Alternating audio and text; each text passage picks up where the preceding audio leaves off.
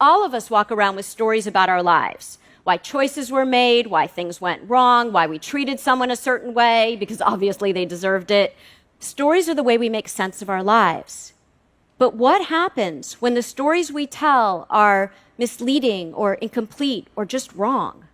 Well, instead of providing clarity, these stories keep us stuck. We assume that our circumstances shape our stories. But what I've found time and again in my work is that the exact opposite happens. The way we narrate our lives shapes what they become.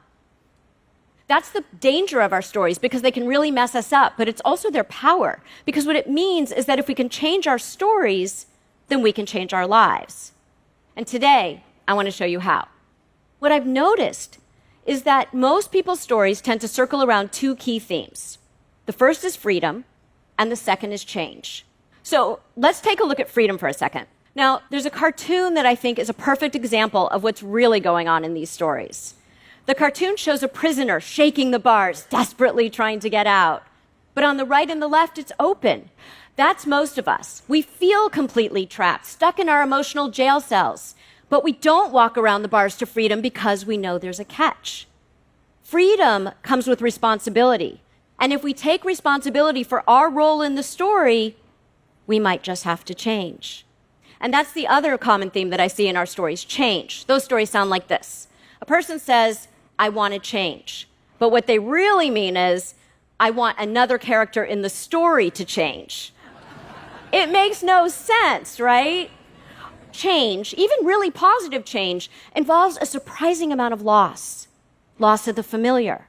Even if the familiar is unpleasant or utterly miserable, at least we know the characters and setting and plot, right down to the recurring dialogue in this story. We talk so much in our culture about getting to know ourselves. But part of getting to know yourself is to unknow yourself, to let go of the one version of the story you've been telling yourself so that you can live your life and not the story that you've been telling yourself about your life.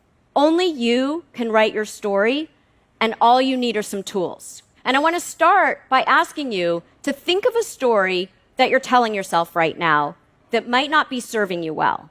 In order to be good editors, we need to offer wise compassion, not just to our friends, but to ourselves. This is what's called, I think the technical term might be, delivering compassionate truth bombs.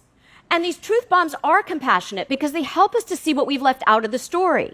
That's the hardest step in the editing process, but it's also where change begins. What would happen if you looked at your story and wrote it from another person's point of view? What would you see now from this wider perspective? That's why when I see people who are depressed, I sometimes say, you are not the best person to talk to you about you right now, because depression distorts our stories in a very particular way. It narrows our perspectives. The same is true when we feel lonely or hurt or rejected. We create all kinds of stories distorted through a very narrow lens that we don't even know we're looking through. Life is about deciding which stories to listen to and which ones need an edit, and that it's worth the effort to go through a revision, because there's nothing more important to the quality of our lives than the stories we tell ourselves about them.